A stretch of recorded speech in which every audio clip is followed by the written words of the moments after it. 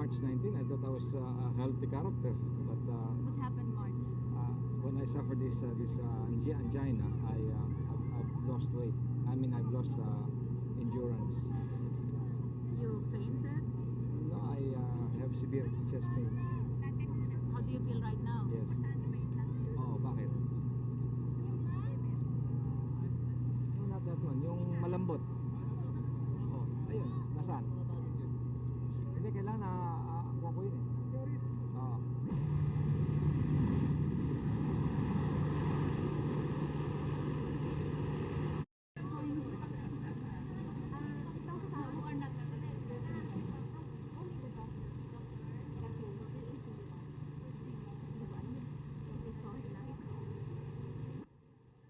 The most 3 weeks siguro. Almost 3 weeks.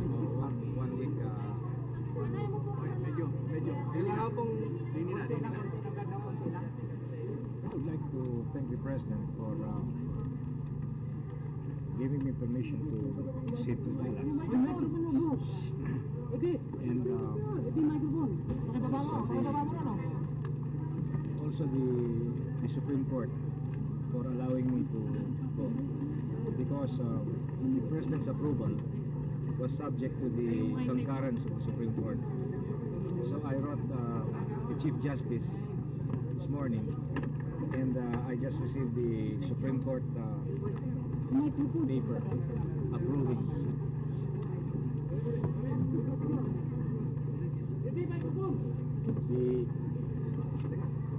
lagyan natin ng pare ang diameter.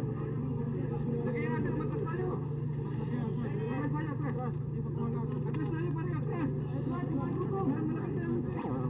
In my request to the President,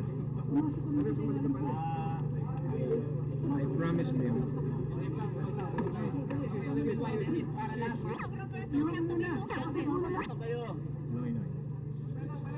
Senator, you feel that your life is in any danger in this operation? I don't think so. I think this is a common operation. So How long ago was there? because Minister Pagdero told us that we do not have this bypass operation very soon. Your life might be in danger.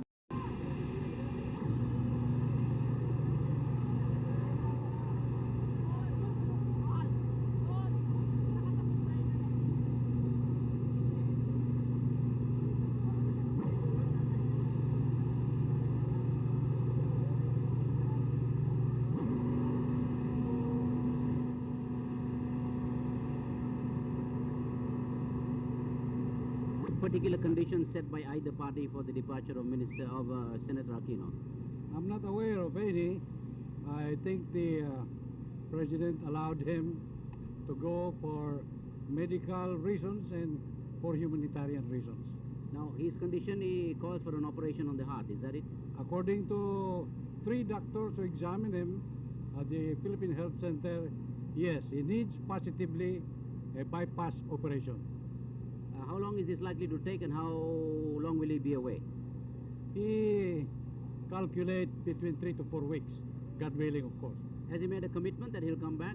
Yes, he made a solemn commitment to come back, and I'm sure he will come back. There was nothing else, no other agreements prior to his departure? None, as I know of. I feel that the President allowed him to go purely on for compassionate reasons. Was there any restrictions as far as discussing the Philippine political situation or engaging partisan politics abroad? I understand that he did impose that upon himself, and I am sure he will respect his own commitment. Thank you, sir.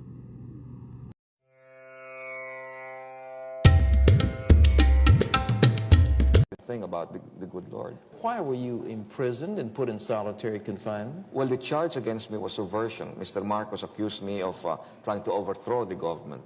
Of course, I tried to overthrow him through the ballot, through a legal way, but he charged me with subversion and illegal possession. Well, that's like the Republicans putting the Democratic contender into prison for trying to overthrow them, and vice versa, each election.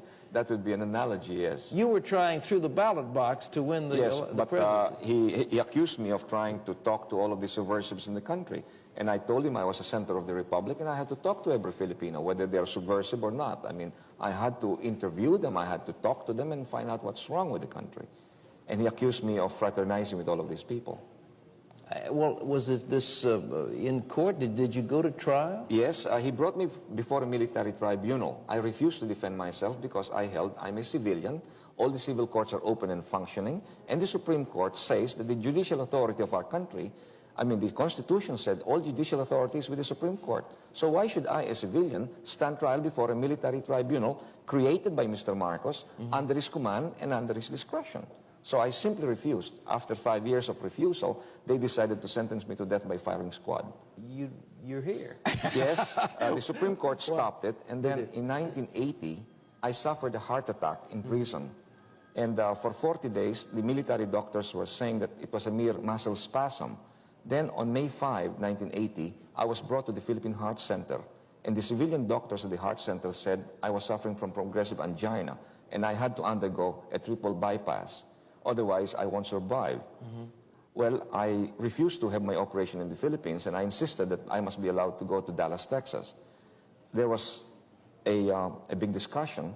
Then one day, on May 8,